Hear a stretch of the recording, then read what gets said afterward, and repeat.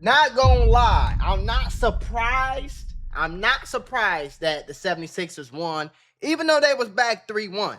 They was down 3-1. I'm not surprised that they won last night because Boston, everybody on Boston think they Steph Curry. Hey, bro, what's wrong with y'all brains, bro? Y'all niggas ain't Steph Curry. It's more to basketball than just catching the ball and just chucking it up from three, bro. I promise. It's pick and rolls, pent downs, floppies, dribbling, passing, driving, floaters, layups, bank shots, mid-range. Like, it's a lot of other aspects of basketball that don't require you just taking the ball and throwing it. Y'all might as well just shoot from half court airplay then. White three, not even. The whole series, y'all just choked away. Yikes. When the Celtics got eliminated by the Sixers after being up 3-1, there's an easy excuse that everyone can point to. Jason Tatum wasn't playing, but Embiid also missed 3 games and he was probably even less healthy, so that's not really an excuse. Exactly. However, what's been swept under the rug is what in the world happened to Derrick White, a fan favorite in Boston, a beloved role player who's been widely praised around the league for his exceptional talent. His basketball skills completely vanished. Exceptional talent. Y'all, let me tell y'all something, gang. Like, listen, I understand everybody in the NBA from the 15th man, the person that ain't even on the roster, will bust my ass on the court. For sure. For sure. Everybody, I ain't gonna lie, bro. Most people in college will bust. Most people in high school will bust my ass. It's a middle schooler right now that will bust my ass. I'm not saying it like that, bro. I know if you in the NBA, you a cold basketball player. But we comparing you to everybody else in the NBA. We ain't comparing you to everybody else that ever played basketball. You see what I'm saying? Derrick White ain't never been like that, man. This is a bench player. This is what we talking about right now, bro? Y'all really expected Derrick White to help y'all get to the Derrick White? He put up by far the worst numbers in the history of his playoff career, and his postseason play has been fantastic in every year he's been in Boston, until now. The thing is, his collapse did not just start in the playoffs. For the entire season, Derrick White has experienced a level of struggle that we've never seen from him before. Some have claimed it was due to the increased defensive attention due to Tatum's absence. Right, that's but what it was. Even after Tatum returned, White wasn't any better. Actually, he was even worse. One of the Tatum played in 6 of the 7 playoff games, while White had his worst games ever. So let's take a look at the catastrophic meltdown of Derrick White and closely examine what happened. I don't think everybody's like, keep trying. Andy Hoops. I don't think it was Derrick White's fault because when I look at stats, this is what I see. Game 5, these motherfuckers took 43 pointers and only hit 11. That's 28%.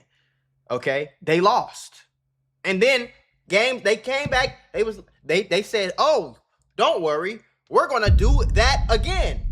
They came back in game 6 and said, "Not only are we gonna do that, we're gonna shoot even more threes. We're gonna shoot 41 threes, bro, 41, and we're only gonna hit one more. So we're gonna go 12 for 41 in game 6." Lose, and that's 29%. And then we're going to follow that up with even more threes. What the fuck? They shot 47 threes, my nigga. 47 threes they shot game 7 after being up 3-1 against the 7th seed Sixers. And then Jaylen Brown going to get on the post-game interview talking about some, yeah, Embiid was flopping.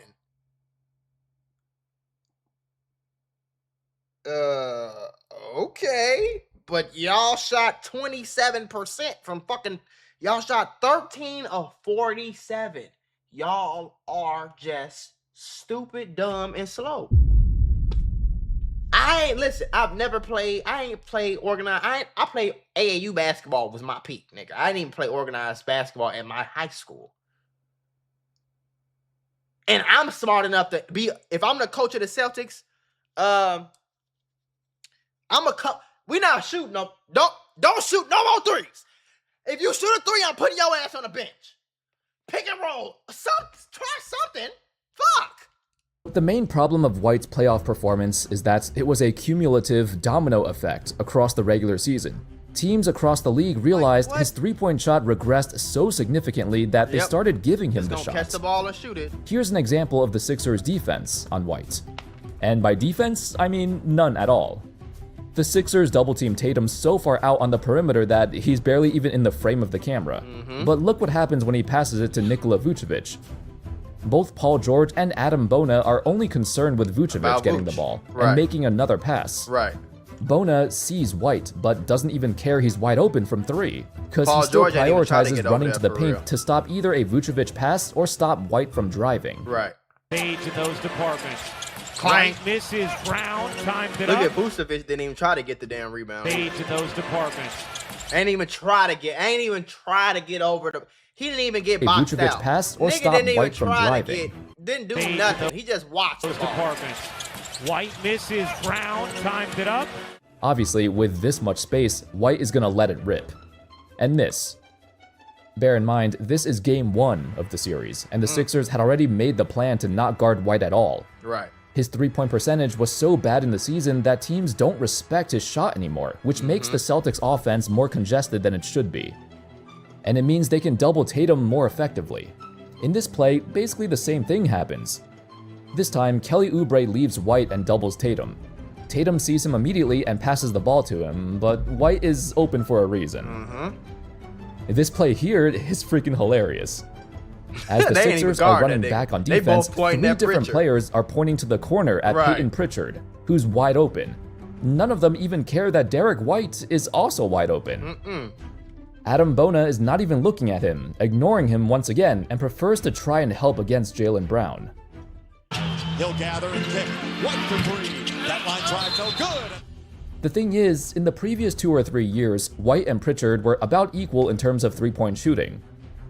In the series, unfortunately, White had such little gravity at the three-point line that the Sixers defended him like he was Amen Thompson. Literally. Or Andre Drummond, who, by the way, had a way better three-point percentage than Derrick White in the series. What's this? That is embarrassing. That's embarrassing. Am I crazy? Am I the only one who didn't know Drummond has a three-point shot now? Anyway, it's not a coincidence that most of the time when they double somebody, it's White's man who leaves him. I remember when he was on the Pistons, and I remember playing my career, and like this is probably like the first game that came out for PS4. So like it had to be like 2K14 or something. And it was Andre Drummond and Greg Monroe.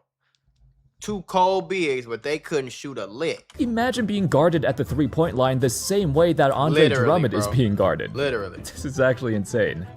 However, it's the mental damage of being wide open and still missing that sapped White's confidence in the playoffs and throughout the entire season. I think I think it's the mental damage of, damn, these motherfuckers ain't even guarding me.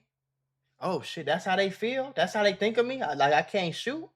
So you start thinking too much about that, then you start letting it rip, you start shooting because you already in your head. Now you missing. Now you even fucked your head up even more because it's like they leaving me open and I'm not hitting it.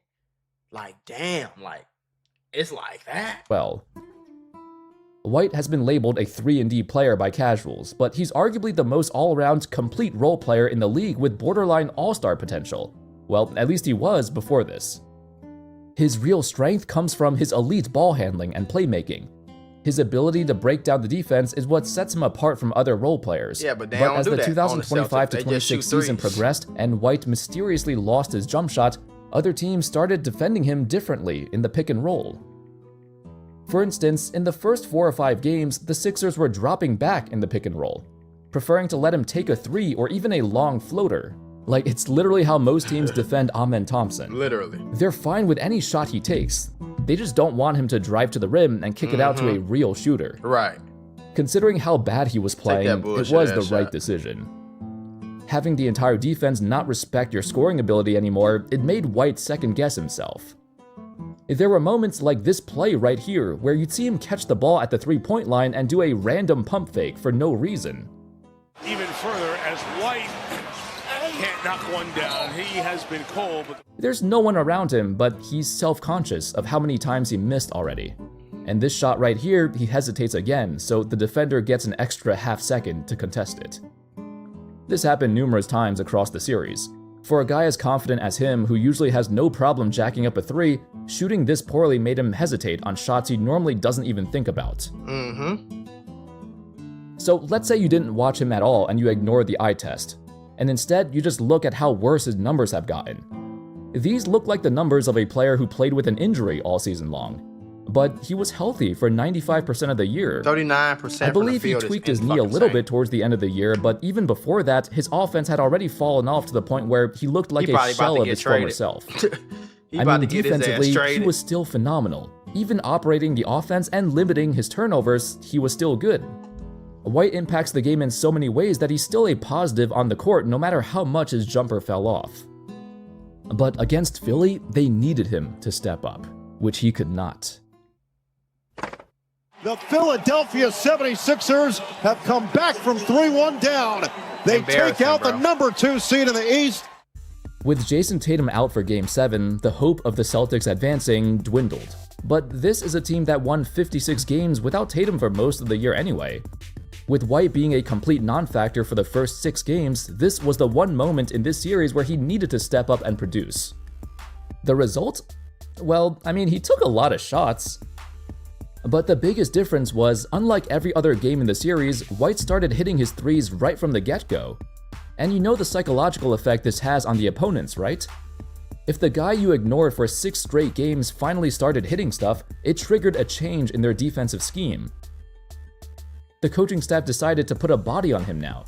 Because White was being defended more closely on the perimeter, he had more space on his drive to make a move. Like I said, the dude has such a deceptively quick first step, one of the fastest in the league, so when you put him in a one-on-one situation, the dude can take you off the dribble. It wasn't like this for the first 6 games, where they kept falling back and camping the paint, cause they didn't respect his jumper until now. Here's a fun fact, in Game 7 alone, he made 4 2-point field goals. In the previous 6 games combined, he only made 7 total. Of course, he also took an absurd number of shots in Game 7 with Tatum sidelined, so he's bound to hit some. However, even with a much higher volume, White was still having trouble scoring. The way the Sixers defended him worked very well. When he made some threes, they defended him tighter. When he wasn't, they let him shoot and focused on stopping his drive.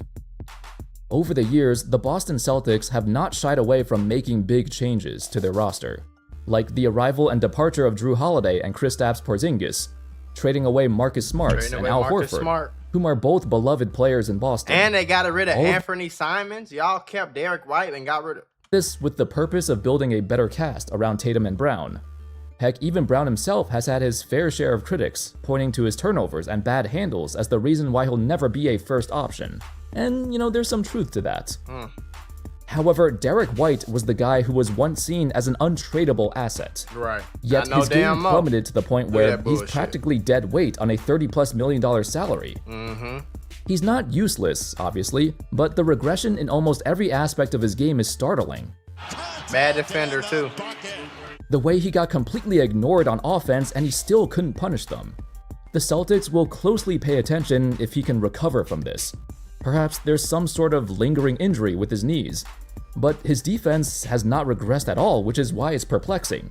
Dude has not lost any of his foot speed defending even the fastest players. And it's why he still has value without scoring.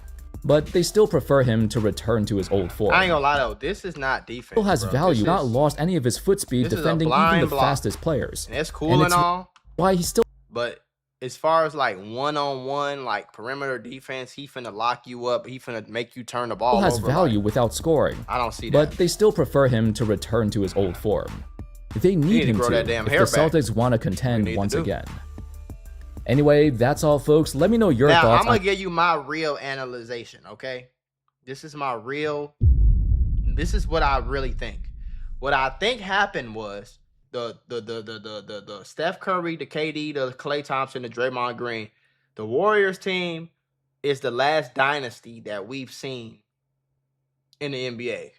OKC is coming. I think the Spurs are coming. OKC is low-key kind of here already. The Spurs are coming. I think they're a few years away. And since Steph Curry and them won, the whole fucking NBA feels like, oh, we can do that. We can just shoot threes and we can win a championship. Yeah, Let's do it. And then you look up and no, nigga, you can't do that. You got Steph, you have, nigga, what's wrong with y'all?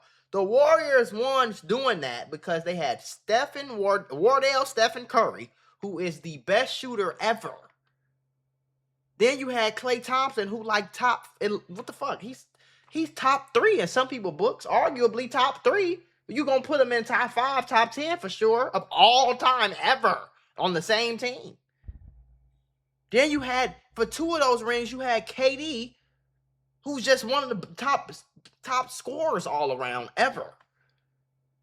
So what happens is you got these dumbass teams doing this dumb shit where, oh, we just gonna shoot a bunch of threes because the analytics say if we just shoot threes, we're gonna win.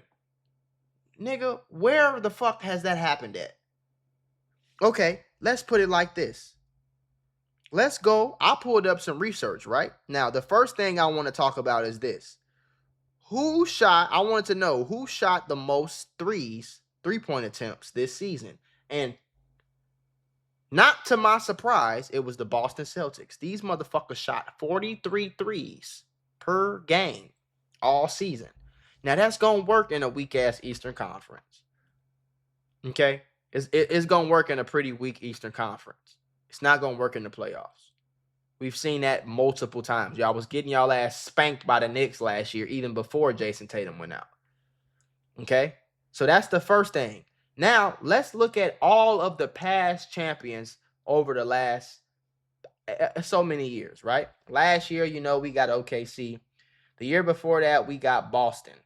Okay? They got a little lucky, but give them credit. They won a championship. Cool. Great.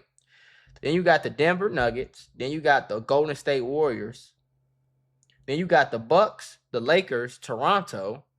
Then you got Golden State, Cleveland, Golden State. And then before that, you got San Antonio, Miami, Mavericks, Lakers, Boston, San Antonio, Miami, San Antonio, Detroit. What's the common theme here on these championship teams? They're either stacked as far as superstars go, or they're great defensive teams. You talk about, they have great defense they have great defense. But one thing you can damn sure tell about all these past champions is they wasn't chucking up no fucking threes. They wasn't. Nigga, do you realize that as a team, y'all are shooting more threes than the Warriors shot? And they had 2 of the best shooters ever. Y'all don't have that. There's nobody on the Boston Celtics that can shoot like Klay or Steph. So why the fuck are y'all shooting damn near 50 threes a night? And then y'all did that for 7 games straight. 7. Now y'all was up 3-1. Cool. Congratulations. Great. And then y'all was up 3-2. And then y'all was up 3-3. And y'all did the same shit for game 5, game 6, and game 7. Of course you lost. Of course you lost. I'm not surprised, bro. There's nobody. Who's the last team to try some stupid shit like this? We see teams try it all the time. But off the top of my head, we can think about the Houston Rockets. We're not going to take any mid-ranges. We're going to do layups and three-pointers. We don't care about defense. We're just going to shoot, and we're going to win. And that shit works all the way up until the fucking conference finals, and then y'all ass can't hit no shots. And here's my thing though. Okay, as a basketball player, right? If we playing basketball and our game plan is to shoot a lot of threes, and then we shoot, let's say first half we shoot 20 of them, but we only make 4. If I'm on that team, hey bro, no more threes, bro. Let's do something else, bro. Can we hey, let's try something mid-ranges. Let's get fouled a little bit more. Let's go pick and roll offense. Let's just go fucking pick and roll. If it don't work, another pick and roll. You know what I'm saying? Let's go double pick and roll. I don't know. Let's try something different. But for you niggas to be shooting quarter after quarter after quarter after quarter after game after game after game, y'all are shooting more than the greatest shooting team ever. And this is not stupid to y'all? This is common fucking sense, bro. If I'm playing football, I ain't never played no organized football a day in my life outside of some little middle school bullshit. But if we run the ball every play, and then we look up and it's halftime and we got 3 fucking yards, it's time to pass the ball, bro. Let's just try passing it. If passing don't work, nigga, and we just gonna get our ass bust anyway. But what we not finna do is keep running the damn ball when it's not working. We not about to keep shooting threes from damn near half court. Cause we every 5 seconds, it's because it's not working. Then y'all surprised that y'all a second seed in the bounced out the first round after being up 3-1? Half the games, Joel Embiid wasn't even playing. Just stupid. Just dumbass, stupid basketball, bro. Let's look. Last thing I want to do is I want to look at the Boston Celtics roster. Let's just talk about the Boston Celtics roster, okay? We have Jason Tatum, Jaylen Brown, Peyton Pritchard, Nikola Vucevic, Nemas, whatever his name is, Quater, whatever, Derrick White, Baylor Scurryman, Hugo Gonzalez, Luka Garza, Jordan Walsh, Sam Hauser, Amari Williams. Okay? I'm going to be honest with you, bro. None of them fucking people should be shooting 43. Listen, that is not the team that's supposed to be shooting 43s. I don't know what y'all thought y'all was finna do. Even if y'all would have got past 76ers, y'all would have got y'all ass spanked in the next round shooting dumb as hell like that. Same thing happened with the Houston Rockets. Okay, we're going to shoot 1,000 threes a game.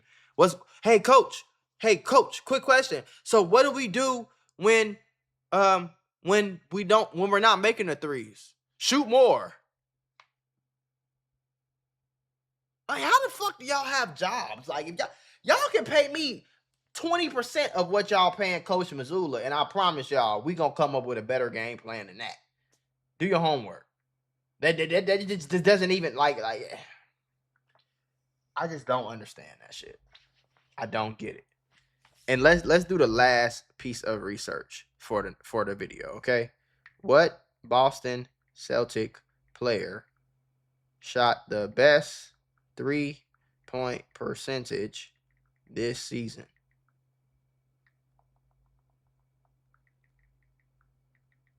Okay, search.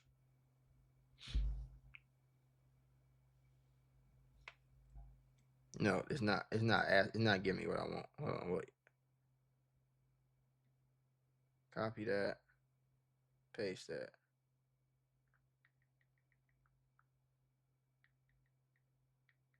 Sorry, y'all. I'm trying to get the right piece of research. Okay. Luka Garza shot the highest 3-point percentage on the team at 43%, okay? He shot 43%. Obviously, he doesn't play like that. So, you know what I'm saying? He only plays 16 minutes a night. You know what I'm saying?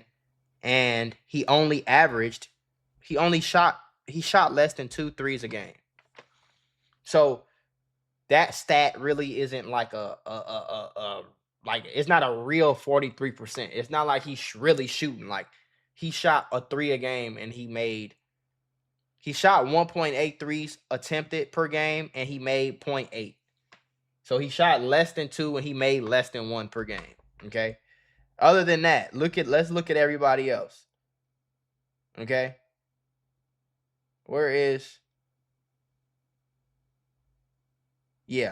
Everybody else. Let's look at the most threes attempted per game. Anthony Simons was shooting 7 a game. He was hitting 2. Sam Hauser was shooting 7 a game. He was hitting 2. Jordan Walsh was shooting less than 2. He was hitting less than 1. Peyton Pritchard was shooting 7 and hitting 2. Gonzalez was shooting less than 2 and making less than 1. Jaylen Brown was shooting 6 and hitting 2, which is cool. Jason Tatum was hitting 3 and shooting 9. So he was shooting 33%. And then you got fucking Derrick White hitting 2 and taking 8. So he was shooting 25% damn near. Nobody on that team should be accumulating 40 fucking threes. Listen, bro.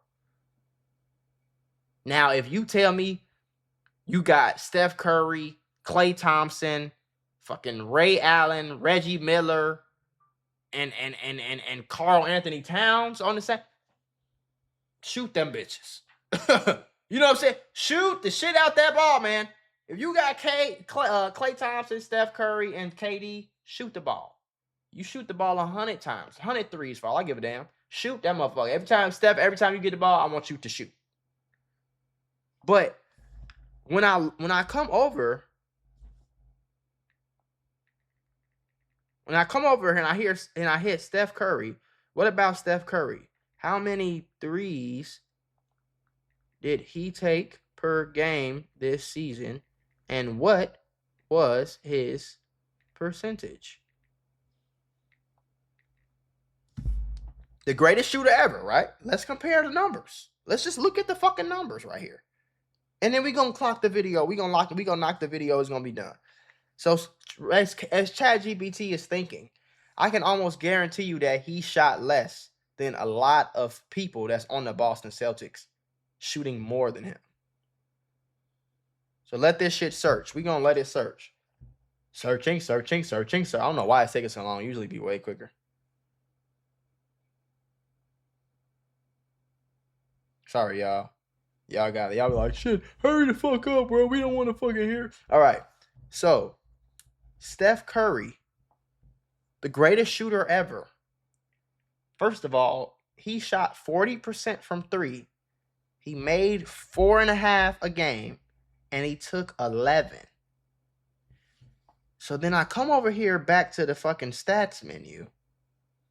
Okay? And I look. And I'm like, okay, so if he's shooting 11 threes, why in the flying fuck is Derrick White shooting 8? So you shooting 3 less threes a game than the greatest shooter ever? All while you're averaging about 25% and the greatest shooter is averaging 40. Jaylen Brown, you're shooting 9 threes a game. You're shooting 2 less threes than the greatest shooter ever? And you think you're going to win something? Yeah, good luck, buddy.